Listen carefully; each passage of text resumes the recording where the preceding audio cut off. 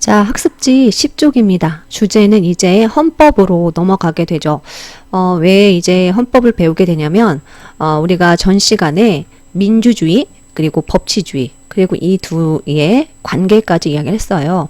그래서 이 민주주의와 법치주의가 실제로 우리 헌법에 어떻게 표현이 되고 있는지 구체적인 조항을 이제 살펴볼 거예요.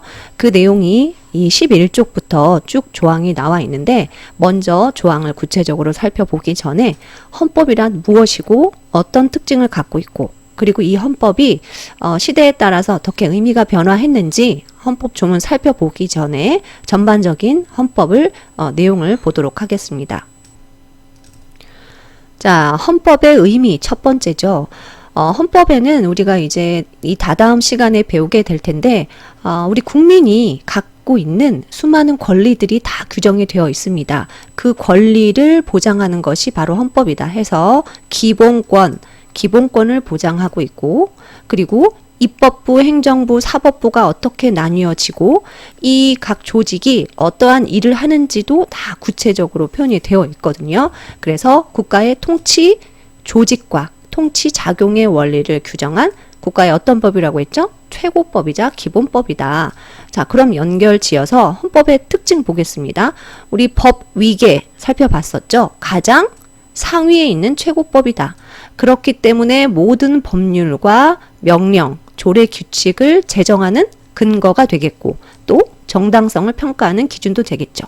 자, 여기 보시면 법령이라고 나와 있는데, 법률과 명령, 이거 합쳐서 법령이라고 해요. 따라서 헌법에 어긋나는 법률이나 그 외 명령, 자치, 법규 이런 것들은 효력이 어때? 헌법에 어긋나면 그 효력이 인정이 불가하다라는 거고요.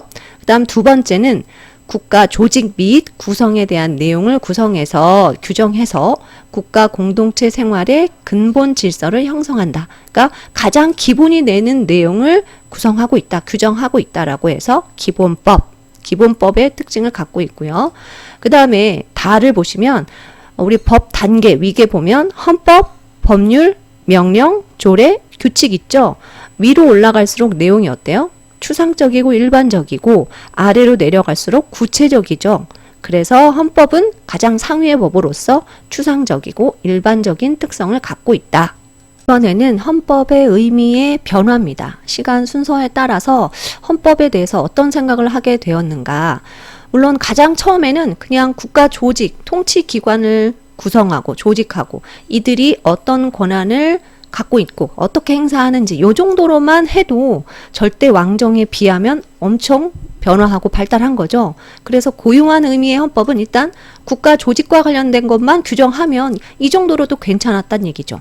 그러다가 근대는 어때요? 개인의 뭐를 아주 중요시한다? 개인의 권리라든가 자유를 중요시하죠. 그러니까 여기 보시면 단순히 국가의 조직을 구성하는 그런 고유한 의미의 헌법에서 더 나아가서 이제 주권이 누구에게 있다? 국민에게 있고 그러한 국민의 권리를 보장하고 그러기 위해서는 권력을 찢어놔야 된다. 이런 것들을 기본 원리로 해서 국가 권력을 뭐 해야 된다? 통제하고 제한 같습니다. 통제나 제한하는 것이 근대에 생각했던 헌법이었던 거죠. 그럼 그 당시에는 무슨 권리를 제일 중요시했다? 국민의 자유권을 가장 중요시했다. 자, 그 다음에 현대복지국가 헌법입니다. 야경국가라든가 소국적 국가 이렇게 국가의 역할을 적게 하다 보니 어때요? 모든 사람의 인간다운 생활이 보장이 되지 않을 수가 있다. 그러니까 빈부격차라든가 최저 인간다운 생활을 하지 못하는 사람이 있을 수 있는 거죠. 그래서 사람들은 이제 요구하기 시작합니다. 누가 개입해달라? 국가가 개입해달라. 그래서 국가가 개입해서 개인이 얻을 수 있는 권리를 뭐라고 해요? 사회권이라고 하는데 지금은 현대에는 사회권을 많이 헌법에 보장하는구나 라는 정도만 알아두시고 이 다다음 시간에 사회권의 내용이 무엇인지 쭉 살펴보게 됩니다. 자, 그래서 현대복지국가 헌법은 인간의 모든 사람이 어떤 생활을 보장하기 위해서 인간다운 생활을 보장하기 위한 내용들이 들어가고 그것이 바로 복지국가 헌법이 되는 거죠. 다음에 네 번째는 헌법의 의의와 기능입니다. 의라는 말은 어떤 중요성, 가치, 헌법이 어떤 중요성이나 어떤 가치를 가지느냐, 이것을 정치적인 면과 법적인 면으로 한번 나눠봤습니다. 자, 첫 번째 정치적인 면에서 헌법이 만들어진다는 얘기는 국가가 만들어진다는 얘기랑 같습니다. 국가가 만들어진다? 창설, 국가의 창설. 자, 우리 교과서 18쪽에 보시면 1945년 해방 이후에 남한만의 총선거가 실시가 되고 국회가 소집이 되고 헌법기초위원을 선출하고 드디어 초대 헌법이 국회를 통과하고 7월 17일 제헌헌법, 초대 헌법이 사람들에게 알려지게 됩니다. 그게 우리가 쉬고 있는, 국경일로 쉬고 있는 제헌절이 되는 거죠. 이렇게 나라가 생겨나는 과정에서 헌법은 당연한 거죠. 헌법이 있기 때문에, 만들어졌기 때문에 나라도 생기는 거죠. 그래서 국가의 창설 기능, 국가 형성 과정에서 만들어지고 헌법은 국가를 만들기 위한 토대가 됩니다. 또 하나는 이제 헌법이 만들어졌기 때문에 그 권력이, 국가 권력은 헌법 안에서 행사되어야 되겠죠. 국가의 정치 생활을 헌법이 주도하고, 그리고 사회에서 여러 가지 분쟁이나 갈등이 있을 수 있죠. 그러면 헌법 규정을 통해서 그 갈등을 해결하면서 어때요? 사회 통합을 실현할 수가 있다. 이게 이제 정치적인 의미고요. 다음 법적 의미로는 이건 아는 내용이야. 모든 법률이나 정책의 근거, 뭐이기 때문에? 최고 규범이기 때문에.